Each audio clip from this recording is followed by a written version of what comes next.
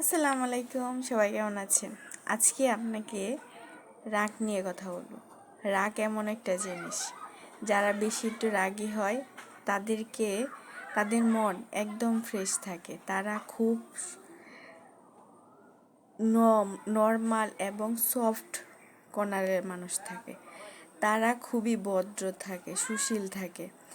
তারা মুখের উপর জবাব দিতে শিখছে। কেন শিখছে? তাদেরকে আপনি সহজে কোনো কিছুতে খুশি করতে পারবেন না। সে যদি আপনাকে ভীষণ ভালোবাসে, পছন্দ করে, কেয়ার করে, তবেই আপনি তার ভালোবাসা পাবেন, যত্ন পাবেন। মানুষ তার বৈশিষ্ট্য এবং ভালোবাসা, যত্ন, কেয়ার এগুলো খুব পছন্দ করে। এই ধরনের মানুষকে বেশি ভালোবাসবেন। এরা মন খুলে কথা বলে এবং যত্নশীল হয়।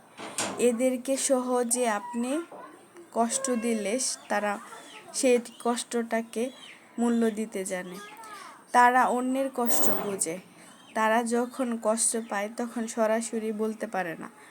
তাদের আবেগ এতই জটিল থাকে, তারা আপনার কষ্টে তারা কষ্ট পায়।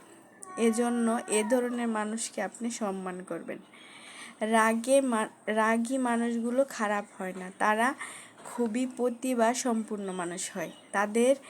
তাদের রাগের মাথায় যে কথাগুলো বলে সেগুলো আপনার অনেক সময় ভালো কাজেও লাগে। খুব মন দিয়ে এবং যত্ন সহকারে শুনবেন তারা আসলে কি বলছে, কি বোঝাতে চাইছে।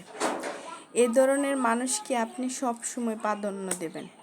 রাগী মানুষরা কখনোই খারাপ হয় না, তারা আপনার প্রতি যত্নশীল হয়।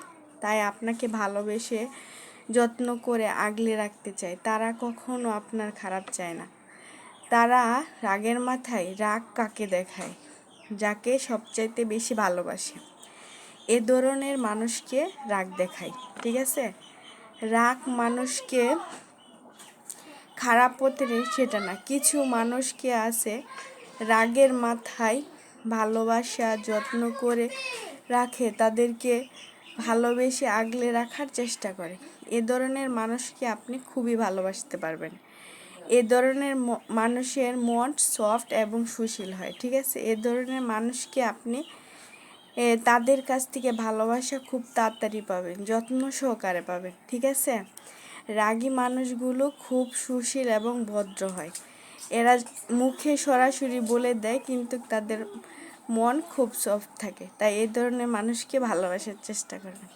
ভালো থাকবেন। আল্লাহ হাফেজ।